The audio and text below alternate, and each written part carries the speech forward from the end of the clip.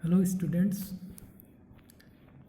Chemical toxicology के इस चौथे लेक्चर में मैं Sanjay Jain, assistant professor, department of chemistry, government RMD girls PG college Ambikapur, आपका स्वागत करता हूं। इससे पहले हम लोगों ने कुछ हैवी मेटल्स की बायोकेमिकल इफ़ेक्ट्स पे चर्चा की है। मरकरी और लेड पे हम लोगों ने चर्चा की है और आज हम कैडमियम के बायोकेमिकल इफ़ेक्ट्स पर डिस्कस करेंगे। डिस्कशन के पॉइंट्स हैं: introduction, industrial usages of cadmium, sources of cadmium pollution, biochemical effects, symptoms of cadmium toxicity, treatment options. Cadmium एक सॉफ्ट सिल्वरी वाइट मेटल है। हम लोग जानते हैं कि ये जो सेकेंड ट्रांजिशन सीरीज है उसका लास्ट एलिमेंट है और जिंक के जस्ट नीचे इसको रखा गया है और इसका एटॉमिक नंबर 48 होता है और d ऑर्बिटल कम्प्लीटली फील्ड होता है। इसकी डिस्कवरी 1817 में स्ट्रोमेयर के द्वारा की गई थी। ये सॉफ्ट सिल्वरी वाइट मेटल है, occurs as a minor component in most zinc ores. Actual में बहुत सारे केमिकल बिहेवियर में यह जिंक से सिमिलरिटी शो करता है, उसी के समान एटॉमिक स्ट्रक्चर रखता है, इसलिए ये बहुत सारे जिंक ओर्स में ही पाया जाता है और जिंक के प्रोडक्शन के समय ये बाई प्रोडक्ट के रूप में प्राप्त होता है। लेकिन इंटरेस्टिंग थिंग ये है कि जिंक एक हमारे लिए बहुत ही आवश्यक इसेंशियल एलिमेंट है, जबकि कैडमियम हाईली टॉक्सिक एलिमेंट है और इसको ह्यूमन कार्सिजेंस की कैटेगरी में रखा गया है। कार्सिनोजन का मतलब है कि ऐसे केमिकल्स जो कैंसर प्रोड्यूस करते हैं। इंडस्ट्रियल यूजेज और सोर्सेस की हम लोग चर्चा करेंगे। सबसे ज़्यादा बैटरीज में और विशेषकर निकिल कैडमियम बैटरीज में इसका यूज होता है। मोर देन 80%, 84-85% जो इंडस्ट्रियल यूज है वो निकिल बैटरीज में है। इसके अलावा एलॉय फॉर्मेशन में, इलेक्ट्रोप्लेटिंग में, पेंट में, पिगमेंट बनाने में, प्लास्टिक इंडस्ट्री में, PVC पॉलीविनाइल क्लोराइड के मैन्युफैक्चरिंग में स्टेबलाइजर के रूप में और दांत की जो फिलिंग के लिए अमलगम काम में आता है उसमें। चार्ट एक बना हुआ है जो दिखा रहा है कि कैडमियम के यूजेज किस किस फील्ड में, इंडस्ट्रीज में कितना % यूज होता है और बिल्कुल स्पष्ट है कि बैटरीज 84% जो यूज है कैडमियम का वो बैटरीज में होता है और उसमें से भी अधिकतम निकिल कैडमियम बैटरी के रूप में। इसके अलावा पिगमेंट्स में 10%, कोटिंग और में 5%, PVC स्टेबलाइजर के रूप में 0.7%, एलॉयज में 0.3%।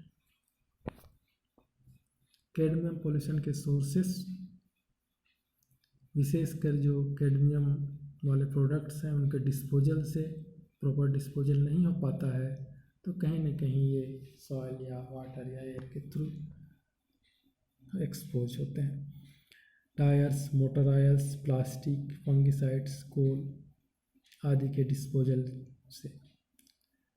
ऐसी फैक्ट्रीज, स्मेल्टर्स जो कैडमियम की प्रोसेसिंग करते हैं, वहाँ से जो इफ्लुएंट निकलता है, डिस्चार्ज निकलता है, उसमें हो सकता है कैडमियम टॉक्सिसिटी। फर्टिलाइजर्स, फंगिसाइड्स जो कैडमियम कंटेन करते हैं, रखते हैं। स्मोकिंग से, स्मोकिंग एक्चुअल में जो तंबाकू है, टोबैको है, उसमें कैडमियम 1 ppm तक होता है और स्मोकिंग एक मेजर सोर्स माना गया है कैडमियम टॉक्सिसिटी का। नेचुरल वेदरिंग तो है ही।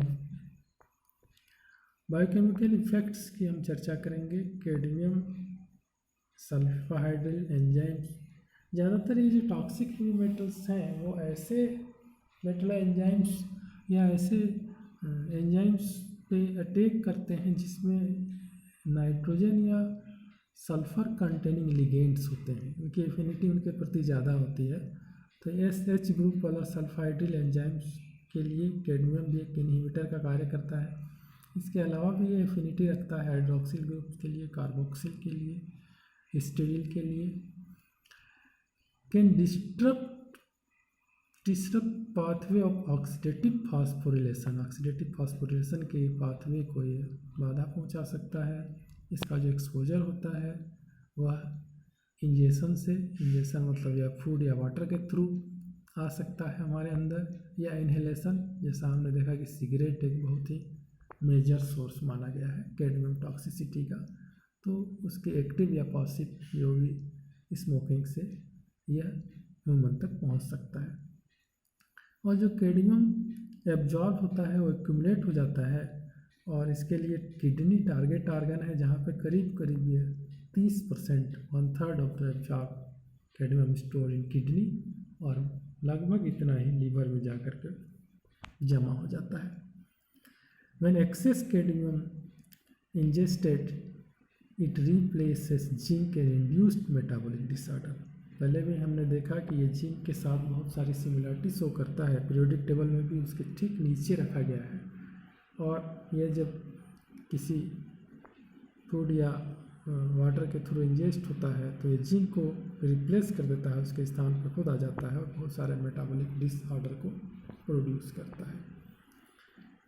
बहुत कैडमियम की जो टॉक्सिसिटी के सिम्टॉम्स हैं, हाइपरटेंशन, रेस्पिरेटरी डिसऑर्डर, विशेषकर किडनी और लीवर को ये डैमेज करता है, कैंसर प्रोड्यूसिंग एजेंट है, कार्सिनोजेनिक में इसको रखा गया है, हड्डियों को सॉफ्ट कर सकता है, ऑस्टियोप्रोसिस कर सकता है, ऑस्टियोमेलेसिया कर सकता है, और जो यूरिन है उसके साथ में जब अधिक मात्रा में एक्सक्रेशन होता है कैल्शियम का तो उसको हम कहते हैं हाइपरकैल्सीयूरिया। जब ब्लड शुगर का यूरिन के साथ अधिक मात्रा में एक्सकर्शन होता है तो उसको हम कहते हैं ग्लूकोज यूरिया, और जब प्रोटीन का अधिक मात्रा में एक्सकर्शन होता है तो उसको कहते हैं प्रोटीन यूरिया। तो ये सारे जो डिजीज हैं वो कैडमियम टॉक्सिसिटी का हो सकते हैं।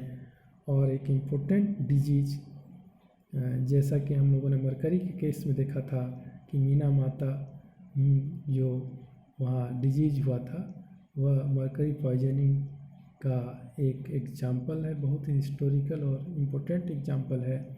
उसी तरीके से जापान में ही 1965 में यह इटाई डिजीज हुआ था, और जिसके लिए कैडमियम टॉक्सिसिटी को रिस्पॉन्सिबल माना जाता है।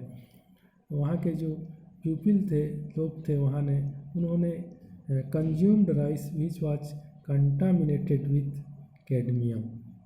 ये इटाई का जो वहाँ पे मीनिंग है आउच डिजीज या इट हर्ट्स कहा जाता है, और इसके लिए कैडमियम रिस्पॉन्सिबल माना गया क्योंकि कैडमियम से कंटामिनेटेड राइस को कंज्यूम करने से वहाँ के बहुत सारे लोग मर गए थे।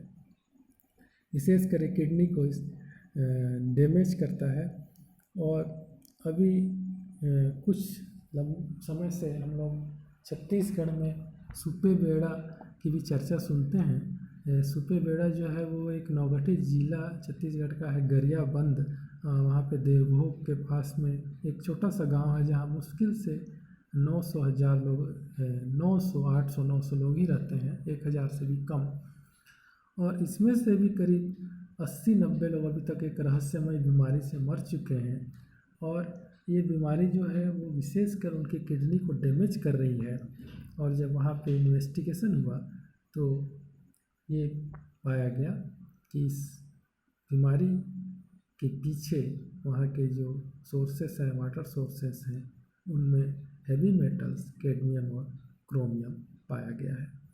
तो ये कैडमियम टॉक्सिसिटी के एग्जाम्पल्स हैं जो हमारे आसपास हैं और हमारे डेली लाइफ को प्रभावित करते हैं।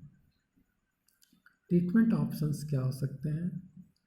किलेशन थेरेपी जनरली बहुत सारे टॉक्सिक मेटल्स के लिए की जाती है, लेड के लिए, मरकरी के लिए, जिसमें EDTA वगैरह कॉम्प्लेक्सिंग एजेंट्स के सहारे जो टॉक्सिक मेटल्स हैं उनको यूरिन के थ्रू या एक्सकर्शन के थ्रू शरीर से बाहर निकाला जाता है। परंतु ये क्रिएशन थेरेपी कैडमियम के केस में बहुत इफेक्टिव नहीं मानी गई है। इसलिए सबसे पहले तो यही कहा जाता है कि ज़्यादा से ज़्यादा इससे बचा जाए, प्रिवेंट एक्सपोजर इज़ बेटर। और हाल ही में जो कुछ रिसर्च हुआ है इससे पता चलता है कि जो नैनो पार्टिकल्स हैं, नैनो पार्टिकल बेस्ड एंटीडोट्स हैं, जैसे एल्यूमिना वगैरह का Al2O3 का नैनो पार्टिकल, ये एक इफेक्टिव ऑप्शन हो सकता है। तो ये टॉपिक कंप्लीट हुआ कैडमियम का।